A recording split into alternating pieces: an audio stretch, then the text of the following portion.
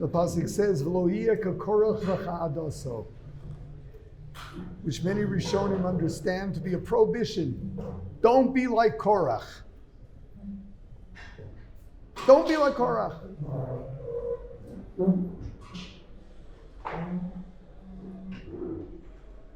So how would you understand this prohibition? What is the Torah telling us not to do? What did Korach do?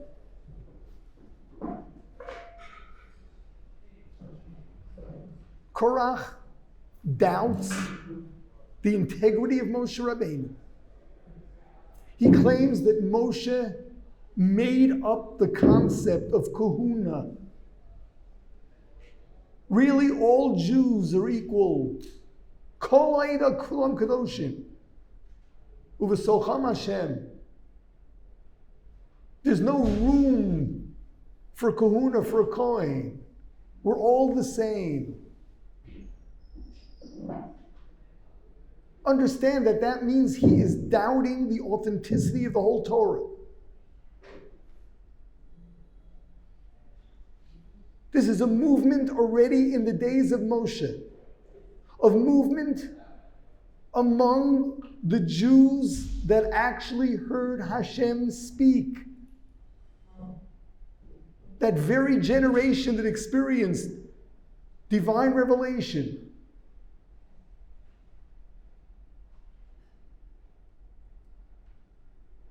And he's doubting it. And he develops a whole following. So how would we understand Lo yeh k'korach v'chadoso? Don't be like him. Don't doubt the Torah, huh? No, that's not what they say. Lo yeh korach v'chadoso. The Rishonim teach us that means don't be machzik b'machlokes. Don't be machzik b'machlokes.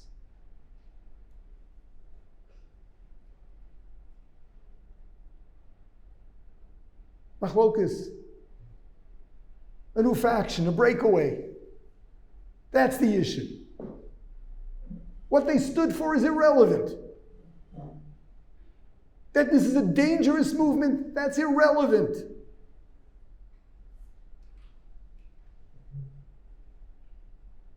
What's much more problematic? Divisiveness. Dividing the nation. Dividing the nation is worse. It's more of an issue than doubting the Torah. My, what a statement.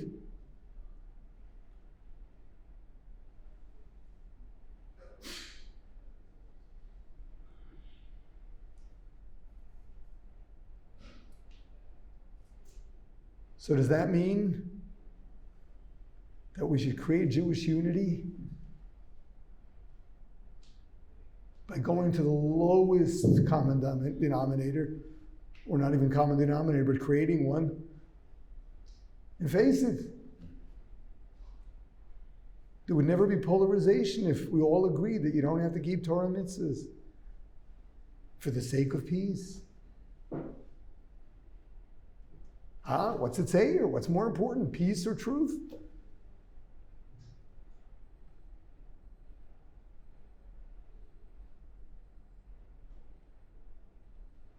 That's not what it says here.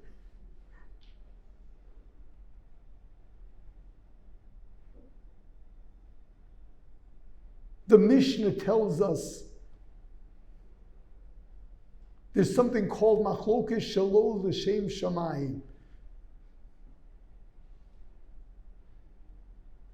What is machlokes shelo l'shem shamayim?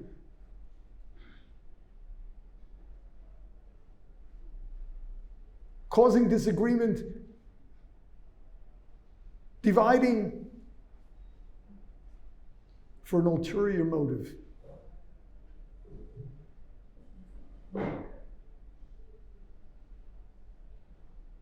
They understood where was Korach coming from. Jealousy. He was skipped over when they were giving out the positions.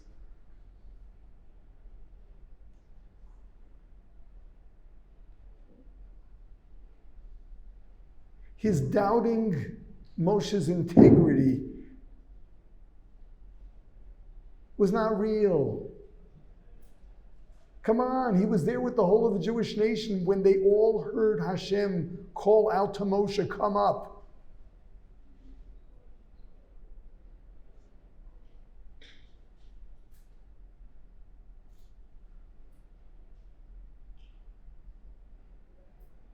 This was not an ideological disagreement. This was a personal disagreement. And that's what it's telling us. Don't be like Korach. Doesn't mean don't have ideological disagreements. It's don't have personal disagreements, especially the ones that are dressed up in ideology.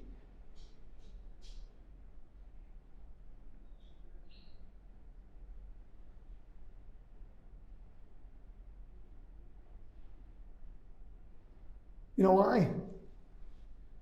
Because when you have ideological disagreements, and they remain ideological and ideological only,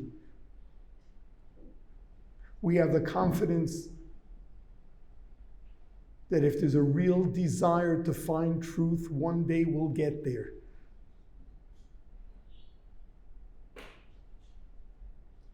When is there trouble? When it becomes personal. We are told that the second temple was destroyed because of baseless hatred, sinat chinam. When one studies the history of the second temple era, it's hard to understand what this baseless hatred really is. It was not so baseless.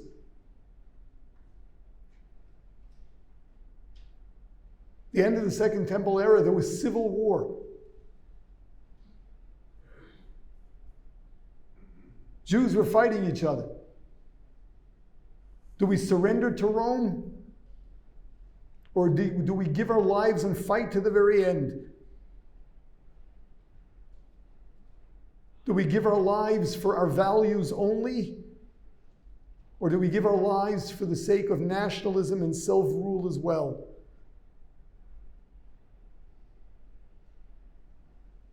And they were fighting each other. They were killing each other. That's baseless hatred? Isn't that an ideological disagreement? Yes, it was an ideological disagreement. But when they started killing each other, it wasn't. When you disagree with someone in principle only, do you hate him? What does hatred have to do with anything? When it's a true intellectual discussion, you hate each other? Gemara tells us there's something called Milchamto Shel Torah, the battle of Torah. You're studying with your chavrusa. It says even a father and son, teacher and a student. You're studying Torah, and this one says this is what it means. This one says this one, and they're shouting at each other. There's a war. And that makes them the closest friends. That brings them together. It's a real meeting of souls. Traditionally in Yeshiva, the best friends are the chavrusas that scream at each other. Nothing personal. It's not hatred. It's a common struggle for truth.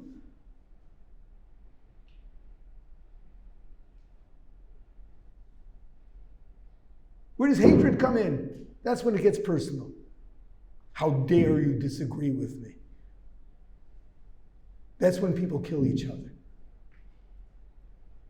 Lo yeh ka Korach v'chadoso. Disagreement is part of being Jewish.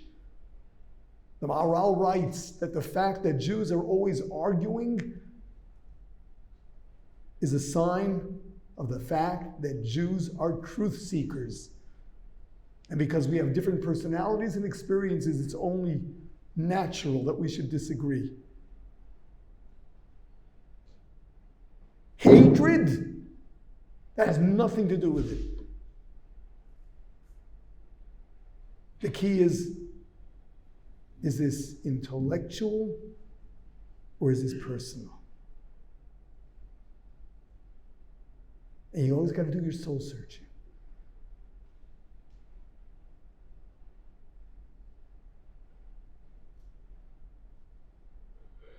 Unfortunately, there's so much hatred within the Jewish people of one another. So much of it in the name of ideology. We got to rise above that. In terms of ideology, no compromise. Truth is truth. What's false is false. We don't compromise on our values for the sake of peace. That's not even peace. For the sake, I guess, of tranquility. No. You know what true peace is? True peace is when we disagree and love each other anyway.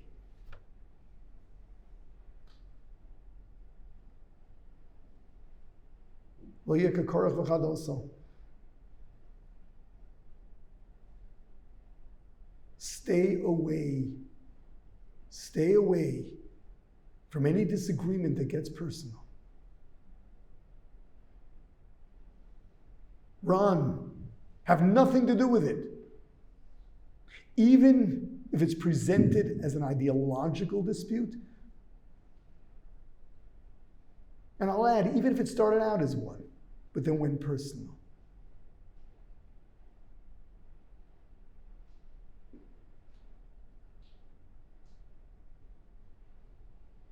Be careful. If you can't love the people you disagree with, you got your homework to do.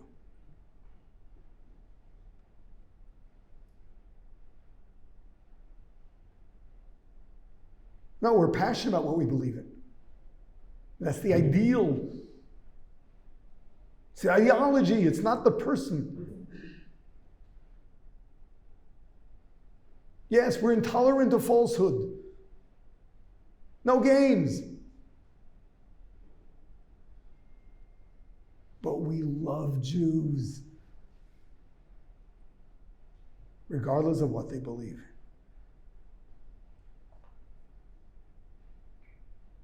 Get that straight. It's the story of Korach. Tragedy of Korach is what personal feud, jealousy can bring one to.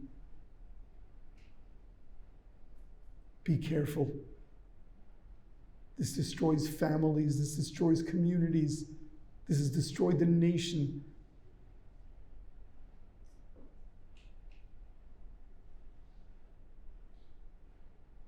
Beware.